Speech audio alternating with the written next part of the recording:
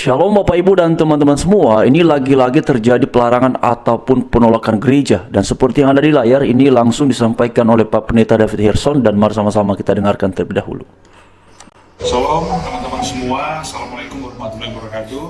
Hari ini saya berada di Samarinda bertemu dengan Ibu Melasni Pangalo dan juga Pak Nathaniel.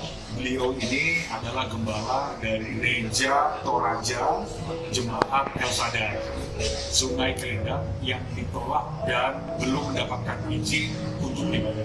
Kami mohon Bapak Presiden Prabowo Subianto, Bapak Wakil Presiden, Bapak Gibran Rakabuming Raka, Bapak Wakil Ketua DPR RI, Bapak Prof. Sumidasko, Bapak Seskap, Teddy Indra Wijaya, dan semua Kabinet Merah Putih untuk bisa kami memohon arahan diberikan izin untuk bisa beribadah untuk jemaat Gereja Toraja yang ada di Sungai Keledang, Samarinda.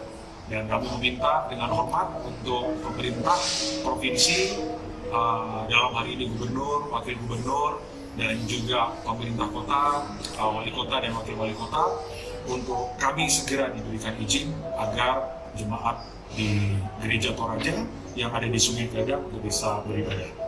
Ya, untuk membangun, untuk dipakai mendoakan bangsa dan negara. Kalau gerejanya sudah ada kan dipakai juga untuk mendoakan presiden, wakil presiden, gubernur, wakil gubernur, wali kota, wakil wali kota, dan semua pemerintah yang ada untuk membina generasi muda, ya. Ibu Gembala, ada pesan? Dan kami sangat mengharapkan bahwa keadilan ditegakkan, karena kami merasa bahwa terjadi diskriminasi. Ini 20 tahun sudah warga yang ada di Sungai Keledang harus berubah dari rumah ke rumah. 20 tahun ya Bapak Ibu. Ya. Kami sampai sekarang izin sudah diurus sekian lama tapi belum sampai sekarang. Jadi sekarang kalau jemaat ibadahnya di mana Pak? Di kolong rumah. Di kolong rumah. Waduh. Ya. Padahal negara ini sesuai dengan pasal 29 ayat 1 dan 2. Lihat Bapak Ibu, ibadahnya di kolong rumah. Untuk berhak menjalankan ibadah mereka masing-masing. Ya. Kita berjuang sama-sama, negara hadir di bawah pemerintahan Presiden Prabowo Subianto untuk menjamin setiap warga negaranya untuk memeluk dan beribadah sesuai dengan kepercayaan masing-masing. Jadi Bapak Ibu dan teman-teman sekalian, ini diposting oleh Pak Pendeta David Hirson 3 hari yang lalu dengan sebuah narasi. Dikatakan di sini bahwa hari ini saya mendarat di Samarinda bertemu dengan Ibu Pendeta Melasni Pangalo dan Bapak Nathaniel, di mana beliau ini adalah gembala Gereja Toraja Sungai Keledang yang mengalami penolakan izin mendirikan tempat ibadah di Samarinda, Kalimantan Timur. Lalu kemudian beliau menyampaikan bahwa beliau memohon kepada Bapak Presiden Prabowo agar Gereja Toraja bisa mendapatkan hak yang sama untuk bisa beribadah tanpa mengalami persekusi dan diskriminasi dari oknum-oknum intoleran. Kita akan terus mengawal agar Gereja Toraja mendapatkan izin untuk mereka beribadah seperti yang lainnya. Dan dari rumah ibadah mereka bersama jemaat juga berdoa agar pemerintah yang ada dan rumah ibadah juga akan dipakai sebagai tempat pembinaan untuk anak-anak muda. Izin lapor Pak Wapres Gibran Rakabuming dan juga pimpinan DPR Pak Sumidasko, lalu kemudian juga Seskap Teddy dan seluruh jajaran Kabinet Merah Putih. Laporan ke sahabat pejuang toleransi Gugun Gumilar, kita kawal dan perjuangkan hak warga Indonesia untuk bisa beribadah. Dan alhamdulillah tadi saya sempat berkomunikasi dengan Bapak Wakil Gubernur Kaltim. Semoga ada solusi terbaik bagi jemaat Gereja Toraja Sungai Keledang, Samarinda, Kaltim, Merdeka. Nah Bapak Ibu dan teman-teman sekalian, saya salah satu orang yang kemudian sering ya melihat mengenai postingan ataupun usaha-usaha yang diperjuangkan oleh Pak Pendeta David Hirson, dan beliau ini luar biasa ya teman-teman sekalian.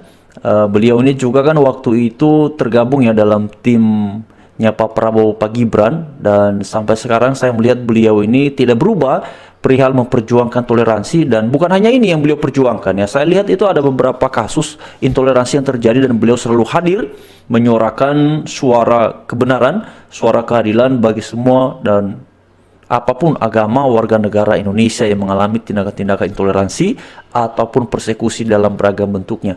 Nah teman-teman, Bapak Ibu sekalian, postingan ini bahkan sudah disukai, itu mencapai 20, sebentar ya saya coba kasih tunjuk di sini. 2000 ya, 2754 ya pengguna media sosial, dan banyak sekali yang kemudian menyampaikan komentar ataupun dukungan agar tempat ibadah ini, gereja ini bisa mendapatkan izin. Nah, Bapak Ibu, kawan-kawan ataupun teman-teman semuanya, ini memang sesuatu yang sangat memilukan. Tadi Ibu Gembalanya itu menjelaskan bahwa mereka ini sudah 20 tahun ya berjuang mengupayakan agar mereka boleh mendapatkan tempat ibadah yang layak. Karena selama ini kan ya selama beberapa tahun itu mereka ibadahnya dari rumah ke rumah. Karena sudah sekian tahun mereka beribadah dari rumah ke rumah, bahkan tadi pendetanya mengatakan bahwa di bawah kolong rumah. Bayangkan Bapak Ibu ya, mereka ibadahnya di bawah kolong rumah sudah sekian tahun berlangsung, dan ketika mereka mau bangun gereja yang sudah mereka upayakan sekian lama ini, justru terjadi penolakan, terjadi pelarangan dari sekelompok orang. Nah, memang pada akhirnya wajiblah hukumnya negara harus hadir dalam situasi yang seperti ini.